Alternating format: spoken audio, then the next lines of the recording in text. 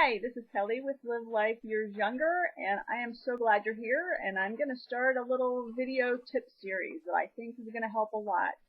Mainly to answer all the questions that I get asked all the time, and I just take for granted, and I just ask or I just answer, people's questions, and then people are looking at me like, gosh, how do you know all this stuff? I'm sure I take so much of this for granted. And so I just thought, well, it'd be a really great time to start sharing all of this. So as I'm crinkling this bag, we're going to talk about soaked granola today. And I wish you could smell it.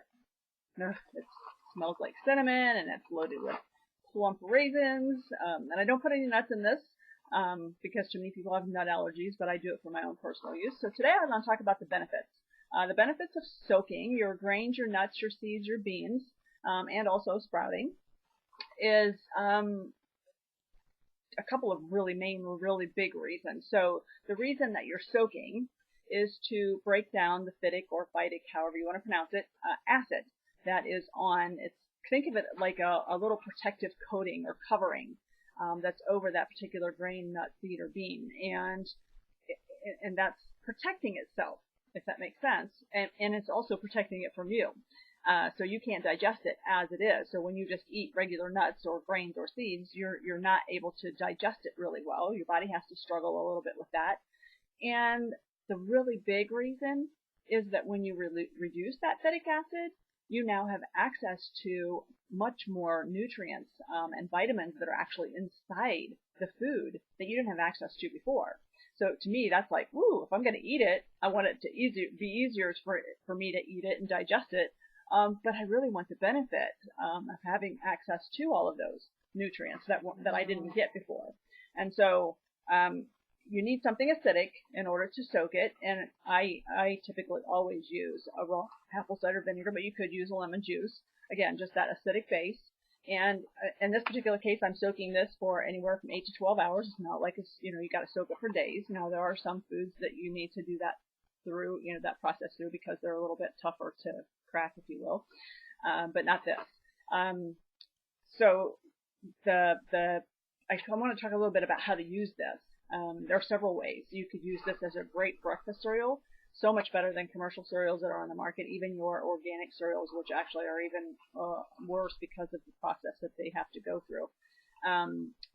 So replacing commercial cereals with this is awesome. So pour your milk on just like you would do normal, or your coconut milk, whatever source you're using. I also love to use it on, sprinkle some fresh berries on top of some yogurt and put some granola on top of that. Cottage cheese is another winner. It's really good. A lot of people don't think of that, but it's really good to do that with. I also make a really good trail mix out of this. You can throw it in a little baggie or a little container and keep it in your car. I like to add other soaked nuts to it. Coconut flakes is really good. Dried cranberries is really good. Sunflower seeds, anything like that that you like.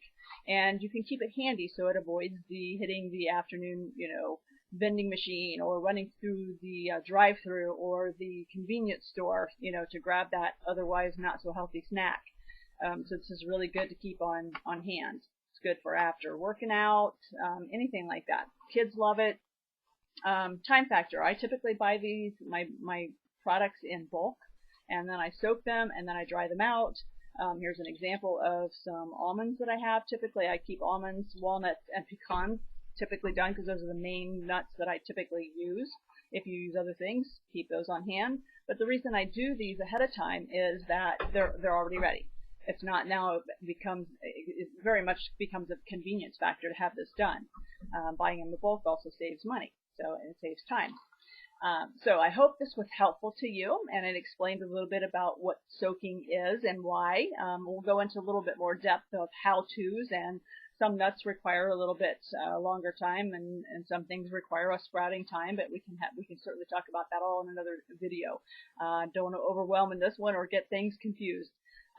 So anyway, really I hope this was helpful, and if you have questions, I'll look forward to hearing those, and please share those with me.